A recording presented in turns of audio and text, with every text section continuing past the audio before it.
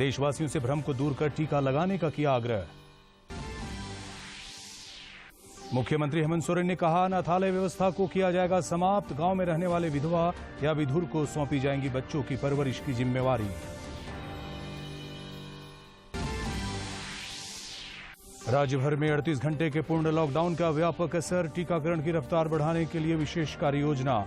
ग्रामीण क्षेत्र के लोग बिना स्लॉट बुक के ही लगा सकेंगे टीका। और भारतीय महिला तीरंदाज दीपिका कुमारी की अगुवाई वाली टीम ने पेरिस में चल रही विश्व कप स्टेज 3 के फाइनल में मैक्सिको को हराकर स्वर्ण पदक जीता।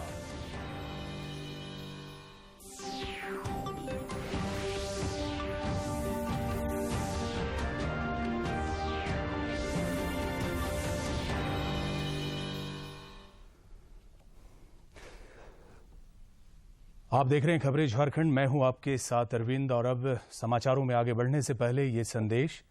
देश भर में 18 वर्ष से अधिक आयु के सभी लोगों के लिए सरकारी केंद्रों में निःशुल्क टीकाकरण अभियान चलाया जा रहा है। दूरदर्शन आप लोगों से अपील करता है कि कोविड रोधी टीका जरूर लगवाएं। कोरोना महामारी के प्रति कोई भी लापरवाही न बरतें। जब तक आवश्यक न हो घर से बाहर न निकलें और इन आसान उपायों का पालन करें। मास्क लगाएं, 2 गज की सुरक्षित दूरी बनाए रखें, बार बार हाथ धोएं और चेहरा साफ रखें। कोविड से संबंधित जानकारी और मार्गदर्शन के लिए राष्ट्रीय हेल्पलाइन काम कर रही हैं। इनके नंबर हैं 011-2397-8046 और 1075। और अब समाचार विस्तार से। प्रधानमंत्री नरेंद्र मोदी ने कहा है कि भारत ने एक ही दिन में 86 लाख से अधिक लोगों को कोविड टीके लगाकर एक महत्वपूर्ण उपलब्धि प्राप्त की है। आकाशवाणी से मन की बात कार्यक्रम में श्री मोदी ने कहा कि यह उपलब्धि 21 जून को हासिल हुई। जारी है, लेकिन इस लड़ाई में हम सब साथ मिलकर कई असाधारण मुकाम भी हासिल कर रहे हैं। अभी कुछ दिन पहले ही हमारे देश ने एक अभूतपूर्व काम किया है। 21 जून को वैक्सीन अभियान के अगले चरण की शुरुआत हुई और उसी दिन देश ने 86 लाख से ज्यादा लोगों को मुफ्त वैक्सीन लगाने का रिकॉर्ड भी बना दिया। और वो भी एक दिन में।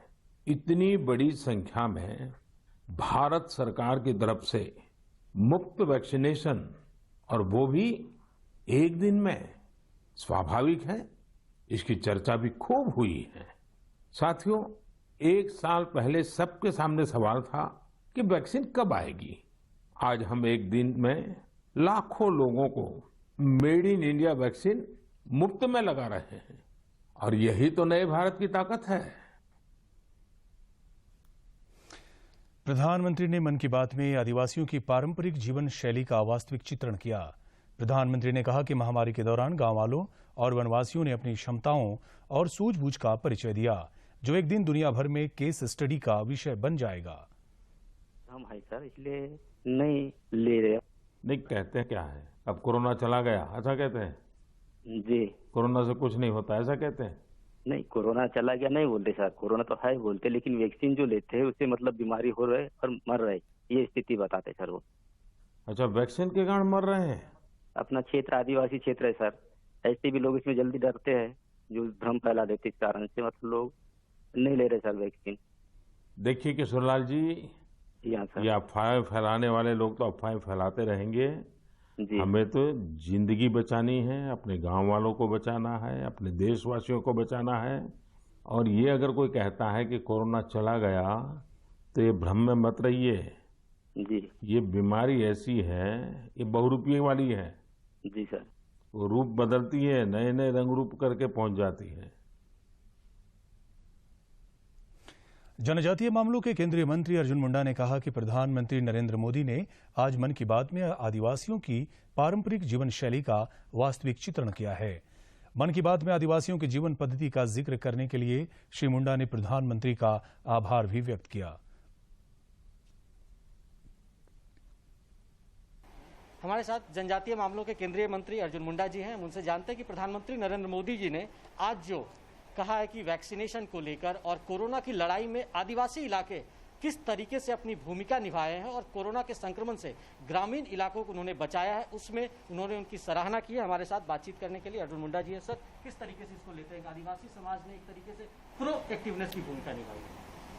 देखिए, जनजातीय क्षेत्रों में, आदिवासी क्षेत्रों में पहले से ही एक जीवन पद्धति ऐसे है जिसके माध्यम से लोग प्रकृति के साथ मिल करके इस तरीके से रहते हैं जहां सोशल डिस्टेंसिंग मेंटेन होता है, और उन सारी बातों का ध्यान गांव वाले ने रखा, जिसके कारण आज मोदी जी ने इस बात की चर्चा की कि ग्रामीण क्षेत्रों में उस पैमाने पर कोरोना वायरस का ये नहीं फैल पाया, क्योंकि लोग सतर्क और जागरूक थे और चीज़ों को ध्यान में रख करके किया।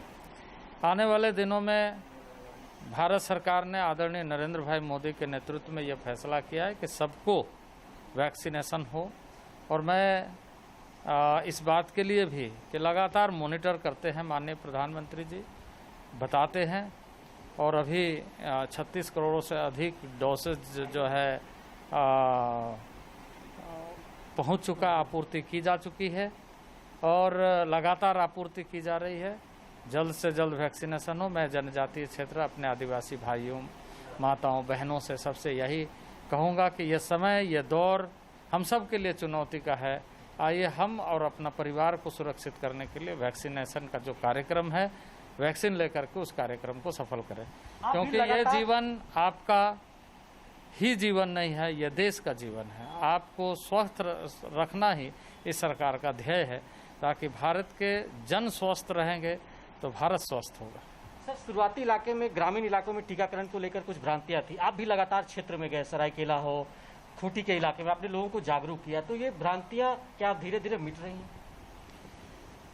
देखिए, धीरे धीरे मिटेगी स्वाभाविक रूप से, जब लोगों को ये समझ में आएगा कि इससे हम अपने सुरक्षा कवच मजबूत कर रहे हैं, तो स्वाभाविक रूप से होगी। थोड़ी बहुत इस तरह के गलतफहमियां, कुछ इस तरह के लोग सक्रिय होकर के कभी कुछ इस तरह कन्फ्यूजन क्रिएट करने की लोगों ने कोशिश की, पर वो भी आप समझ रहे हैं कि हमारा इस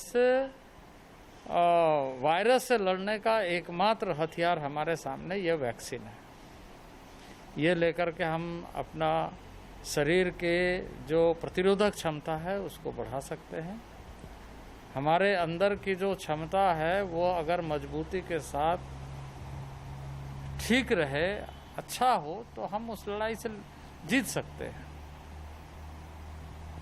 तो वैक्सीनेशन जरूरी है और कोरोना का एक सबसे बड़ा कवच टीकाकरण है, जिसकी लगातार प्रधानमंत्री भी कह रहे हैं कि लोगों को वैक्सीनेशन के लिए आगे आना चाहिए, और भ्रांतियां धीरे धीरे छट रही है। केंद्रीय मंत्री अर्जुन मुंडा जी से हम बातचीत कर रहे थे, उन्होंने भी साफ तौर पर कहा कि जनजातीय इलाके में एक जो जागरूकता का माहौल है वो भी पैदा हुआ है। दूरदर्शन समाचार के लिए रांची से मैं दिवाकर कुमार। मुख्यमंत्री हेमंत सोरेन ने कहा है कि झारखंड में अनाथालय की व्यवस्था अब समाप्त होगी और गांव की सामाजिक व्यवस्था में अनाथ बच्चों की परवरिश होगी। मुख्यमंत्री रविवार को कोरोना संक्रमण काल में अनाथ बच्चों की सहायता के लिए झालसा और राज्य सरकार की ओर से शुरू किए गए प्रोजेक्ट शिशु के तहत आयोजित कार्यक्रम को संबोधित कर रहे थे। मौके पर कोविड-19 के कारण अनाथ हुए बच्चों के परिजनों के बीच वर्चुअल माध्यम से विभिन्न योजनाओं और सहयोग का वितरण भी किया गया। मुख्यमंत्री हेमंत सोरेन ने कहा कि अनाथालय व्यवस्था को समाप्त कर में रहने वाले विधवा या विधुर को ही अनाथ बच्चों के परवरिश की जिम्मेदारी सौंपने की कार्ययोजना तैयार करने का निर्देश विभागीय अधिकारियों को दिया गया है। राज्य सरकार इसके एवज में बच्चों के लालन पालन में आने वाले खर्च उठाएगी और विधवा या विधुर को प्रोत्साहन राशि भी उपलब्ध कराएगी। इससे अनाथ बच्चे का लालन पालन सामाजिक माहौल में हो सकेगा और जब तक उनकी जड़ें मजबूत न हो जाती है, सरकार आवश्यक सहयोग करती रहेगी। अनाथ होते हैं और मेरा लक्ष्य है कि राज्य में अनाथालय की जो व्यवस्था है उसको हम समाप्त करें।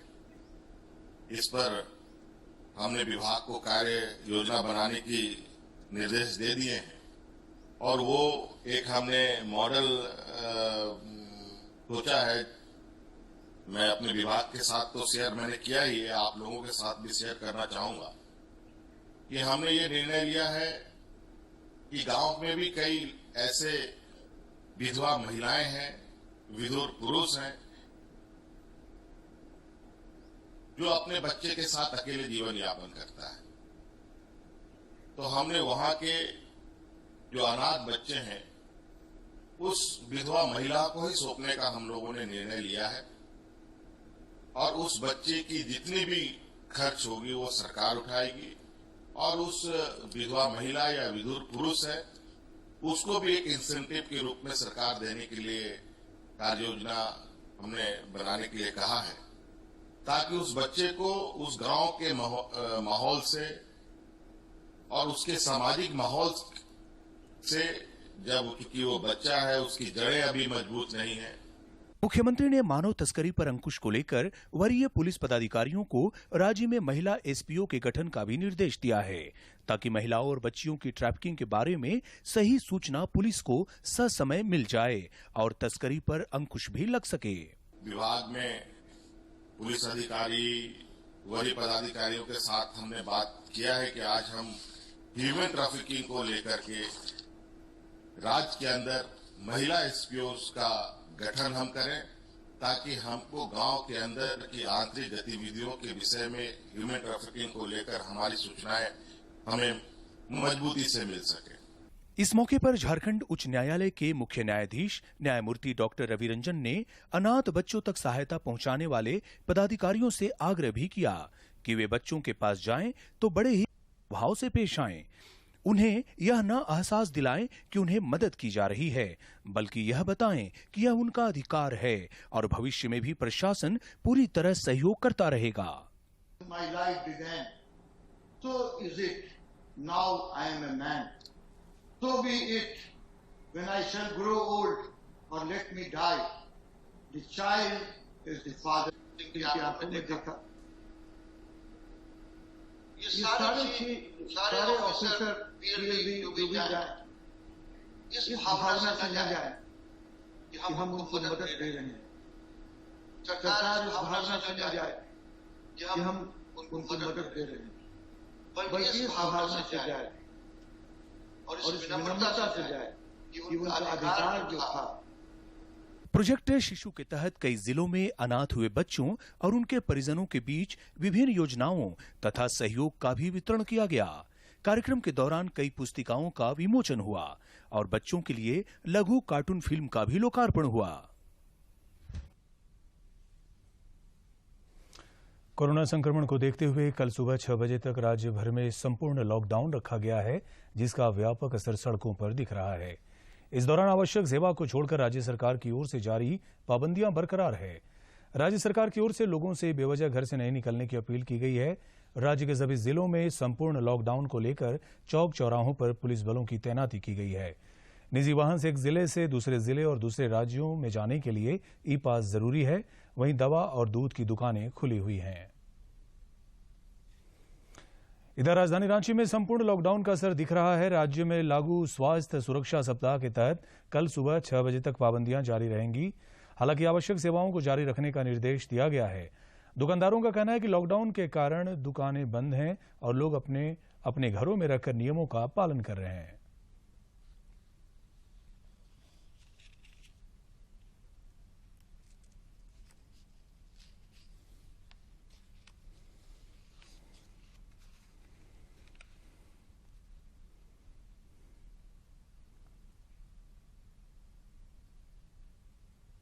बंदी में देख ही रहे, जैसे पूरे रोड सन्नाटा छाए हुई है और जैसे रविवार को सरकार बंदी कर रही है, उस हिसाब से तो अच्छा ही हो रहा है।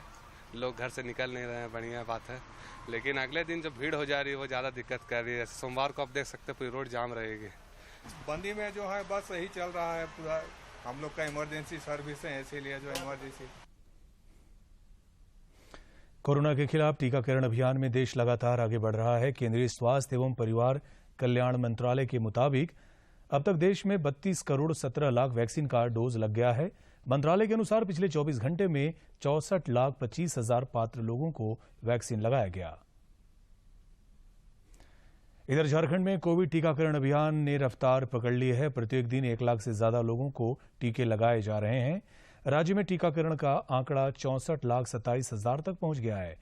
इनमें 54 लाख 25 हजार पात्र लोगों को टीके की पहली डोज दी गई है, जबकि 10 लाख 2 हजार को टीके की दूसरी खुराक दी गई है। इस बीच सरकार ने टीकाकरण की रफ्तार को और बढ़ाने का निर्णय लिया है। इसके तहत अब ग्रामीण इलाकों के टीकाकरण केंद्रों पर बिना स्लॉट बुक किए ही पहला और दूसरा डोज दिया जाएगा। ग्रामीण इलाकों में वॉक इन की व्यवस्था होने से शहरी क्षेत्र के लोग भी वहां जाकर टीका ले सकेंगे। किसी भी केंद्र पर 18 वर्ष से अधिक उम्र के लोग टीका ले सकेंगे। वहीं शहरी क्षेत्र के टीकाकरण केंद्रों में यह सुविधा दूसरी डोज लेने वालों को मिलेगी। देश में कोरोना संक्रमण के दैनिक मामलों में लगातार गिरावट दर्ज की जा रही है। केंद्रीय स्वास्थ्य मंत्रालय के अनुसार पिछले 24 घंटों में 50,040 नए मामले सामने आए हैं। वहीं सक्रिय मरीजों की संख्या घटकर 5,86,403 रह गई है। देश भर में अब तक 2,92,51,029 लोग कोरोना को मात दे चुके हैं और रिकवरी रेट 96.75% हो गया है। इधर झारखंड में पिछले 24 घंटे में कोरोना के 98 नए संक्रमित मिले हैं। वहीं 166 लोगों ने कोरोना को मात दी है। वर्तमान में राज्य में कोरोना के सक्रिय मरीजों की संख्या 1,113 है। कल रांची में 18, सिमडेगा में 12, लातेहार में 9, बोकारो में 8, देवघर में 7, धनबाद में 7, दुमका में 1, पूर्वी सिंहभूम में 7 और गढ़वा जिले में 4 नए संक्रमित मिले हैं। झारखंड में कोरोना मरीजों के स्वस्थ होने की दर 98.19% हो गई है, जबकि देश में कोरोना संक्रमितों के स्वस्थ होने की दर 96.70% है। कल राज्य भर में 3 मरीजों की मौत हुई। वहीं 52,645 सैंपलों की जांच की गई। कोरोना संक्रमण की वजह से जारी लॉकडाउन में बसों का परिचालन पूरी तरह से बंद है। इससे जुड़े व्यवसायियों और कामगारों को भारी आर्थिक क्षति का सामना करना पड़ रहा है। बस ऑनर्स एसोसिएशन ने आधी क्षमता के साथ बसों का परिचालन शुरू कराने की मांग की है। इससे जुड़े बस ऑनर्स समेत कामगारों के समक्ष आर्थिक परेशानियां खड़ी हुई है। बसों के ड्राइवर और खलासी बताते हैं कि उन्हें अपना परिवार चलाने के लिए अन्यत्र मजदूरी करनी पड़ रही है। परिवार चलाना भी मुश्किल हो जा रहा है, खाना पीना भी मुश्किल हो जा रहा है, बाल बच्चा परिवार को पढ़ाई लिखाई में मुश्किल हो जा रहा है।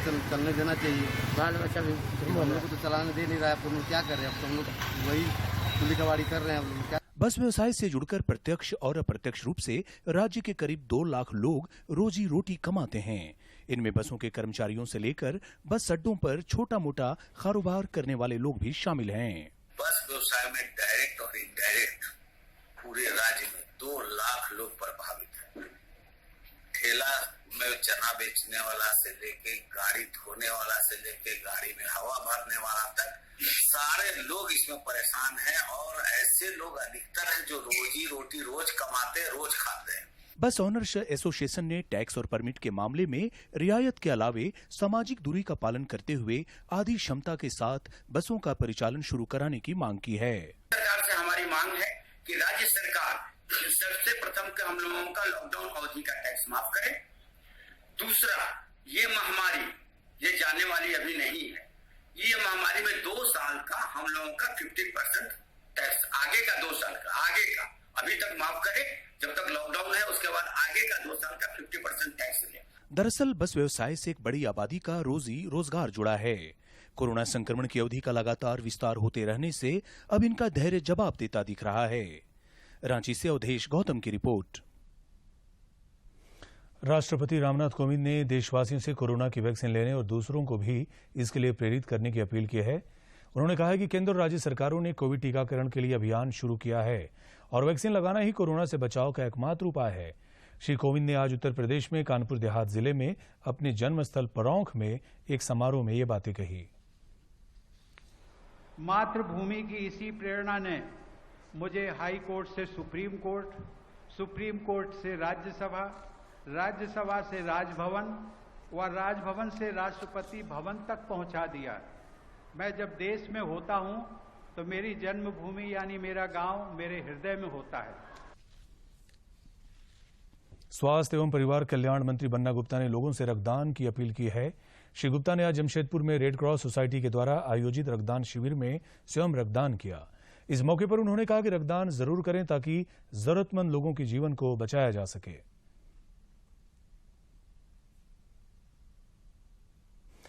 जापान के टोक्यो में होने वाले ओलंपिक्स गेम से पहले भारतीयों के लिए बड़ी खुशखबरी है। रांची की दीपिका कुमारी के नेतृत्व वाली भारतीय महिला रिकर्व टीम ने वर्ल्ड कप में बेहतर प्रदर्शन किया है। रांची निवासी दीपिका कुमारी, अंकिता भगत, कोमालिका बारी की भारतीय महिला रिकर्व टीम ने फ्रांस के पेरिस में चल रहे विश्व कप स्टेज 3 में फाइनल में मैक्सिको को हराकर स्वर्ण पदक जीत ली है। दीपिका और उनके पति अतनु दास की जोड़ी ने पेरिस में चल रहे तीरंदाजी प्रतियोगिता के मिश्रित युगल प्रतिस्पर्धा को जीतकर स्वर्ण पदक पर कब्जा जमाया। इनकी जोड़ी ने फाइनल में नीदरलैंड्स की जोड़ी को 5-3 से मात दी। मन की बात में प्रधानमंत्री नरेंद्र मोदी ने दीपिका कुमारी की भी बात की, जिनका जीवन उतार चढ़ाव वाला रहा है। दीपिका के पिता ऑटो रिक्शा चलाते हैं और उनकी मां नर्स हैं। दीपिका भारत की एकमात्र महिला तीरंदाज है जो टोक्यो ओलंपिक में देश का प्रतिनिधित्व करेंगी। कुमारी जी के जीवन का सफर भी उतार चढ़ाव भरा रहा है। दीपिका के पिता ऑटो रिक्शा चलाते हैं और उनकी मां नर्स हैं। और अब देखिए, दीपिका अब टोक्यो ओलंपिक्स में भारत की तरफ से एकमात्र महिला तीरंदाज है। कभी विश्व की नंबर 1 तीरंदाज रही दीपिका के साथ हम सबकी शुभकामना है। इधर तीरंदाज दीपिका कुमारी के बेहतर प्रदर्शन पर मुख्यमंत्री हेमंत सोरेन ने भी बधाई दी है। श्री सोरेन ने कहा है कि दीपिका की टीम ने स्वर्ण पदक जीतकर झारखंड का मान बढ़ाया है। जनजातीय मामलों के केंद्रीय मंत्री और भारतीय तीरंदाजी संघ के अध्यक्ष अर्जुन मुंडा ने दीपिका कुमारी की इस उपलब्धि पर बधाई दी।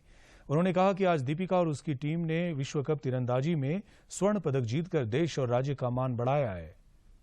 आर्चरी में झारखंड के लिए गोल्डन डे है, पूरे देश के लिए गोल्डन डे है। और हमारे साथ केंद्रीय मंत्री, जनजातीय मामलों के केंद्रीय मंत्री अर्जुन मुंडा जी हैं। उनसे जानते हैं, क्योंकि उनका तीरंदाजी से भी लगाव है और खासकर दीपिका, जिसने आज देश का नाम दुनिया में रोशन किया है, उनको वो बचपन से जानते हैं और बचपन से एक तरह से कह सकते हैं कि उनकी वो पौध रही हैं जो आज दुनिया में देश का नाम रोशन किया। सर, किस तरीके से आज? सबसे पहले तो मैं आर्चरी एसोसिएशन ऑफ इंडिया के तरफ से उन खिलाड़ियों को भारत के तमाम जनता की ओर से बहुत बहुत बधाई देता हूं कि दीपिका ने 2 स्वर्ण मेडल जीता, स्वर्ण पदक जीता, और साथ ही साथ जो टीम है वो भी गोल्ड मेडल हासिल किया है, जिसमें कोमलिका है, अंकिता है और दीपिका है। ये तीनों झारखंड के खिलाड़ी हैं। और यदि हम देखें तो आज झारखंड से ऐसे खिलाड़ी बहुत बड़े पैमाने पर उभर रहे हैं। इन उपलब्धियों की जो श्रृंखला बन रही है, इसके पीछे मैं मानता हूं खिलाड़ियों का आत्मविश्वास और जनता का स्नेह। जनता का स्नेह उन खिलाड़ियों के साथ है। और खासकर मैं इस अवसर पर कहूँगा कि देश का प्रधानमंत्री ने हमेशा देश के खिलाड़ियों को प्रोत्साहित किया है। आज भी जब हम मन की बात उनका सुन रहे थे तो इस बात की चर्चा उन्होंने की कि किस तरीके से अभिषेक वर्मा पिछले दिनों पेरिस में ही, यानी परसों और कल का जो अचीवमेंट था, बीते कल का जो अचीवमेंट था, उसकी चर्चा माननीय प्रधानमंत्री जी ने किया और गोल्ड मेडल जीता। आज ऐतिहासिक जीत हासिल हुई है, ऐतिहासिक जीत हासिल हुई है।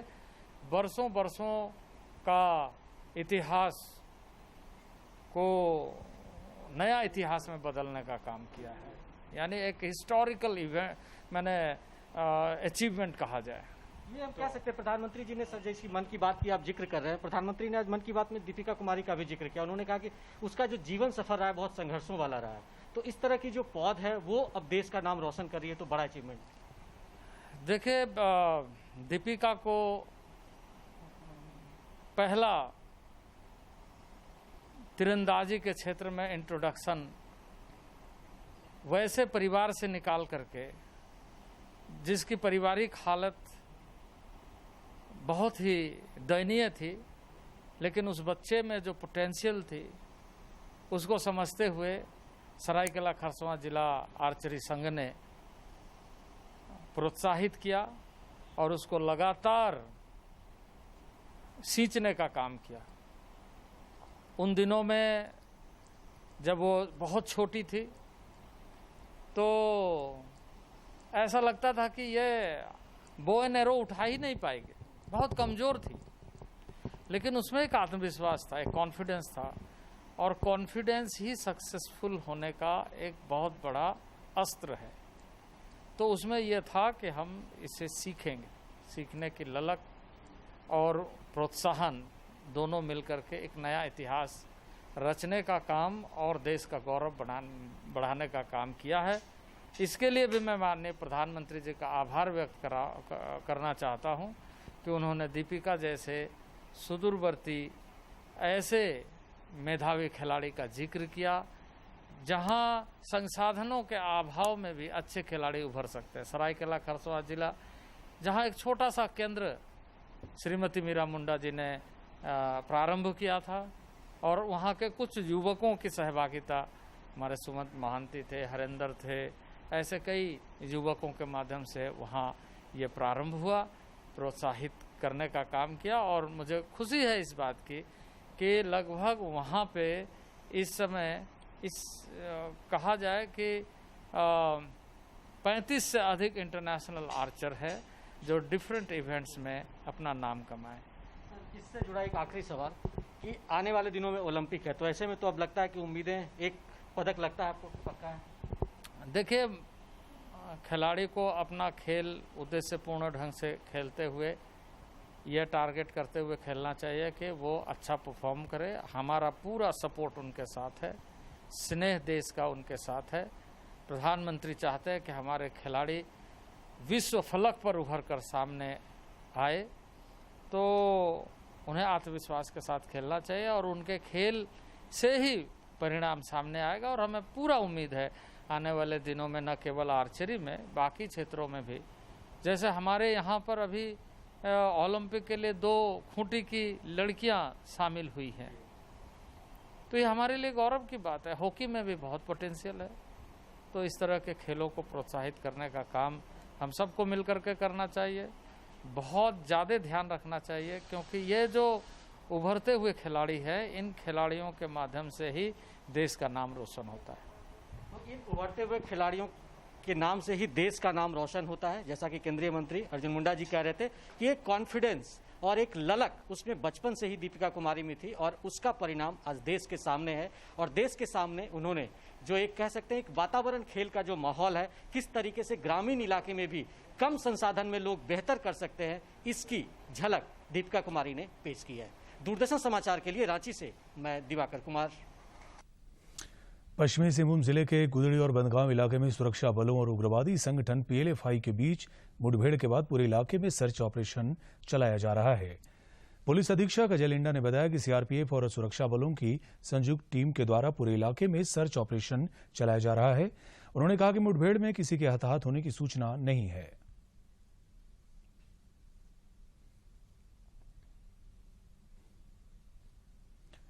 दूरदर्शन झारखंड पर पल पल की खबरों से जुड़े रहने के लिए आप हमारे social media platform Twitter, Facebook और यूट्यूब से जुड़ सकते हैं, क्योंकि खबरों से जितना बाखबर रहना जरूरी है, उससे ज्यादा जरूरी है सटीक, संतुलित और निष्पक्ष समाचार।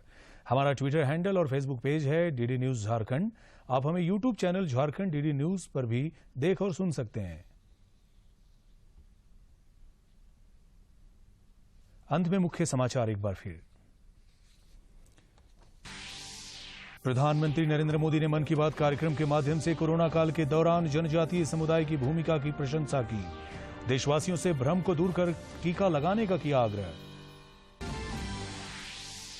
मुख्यमंत्री हेमंत सोरेन ने कहा, अनाथालय व्यवस्था को किया जाएगा समाप्त। गांव में रहने वाले विधवा या विधुर को सौंपी जाएंगी बच्चों की परवरिश की जिम्मेवारी।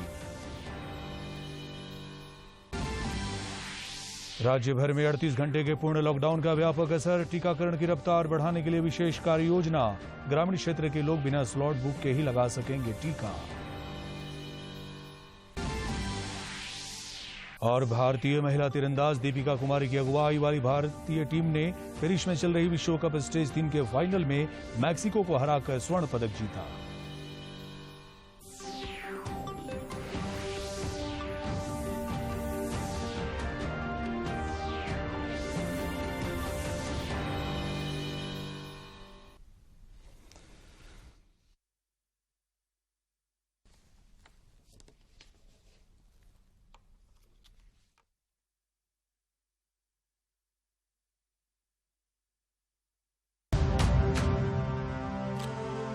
भारत की पोलियो से जीत की कहानी बड़े बड़े शब्दों में लिखी जाएगी।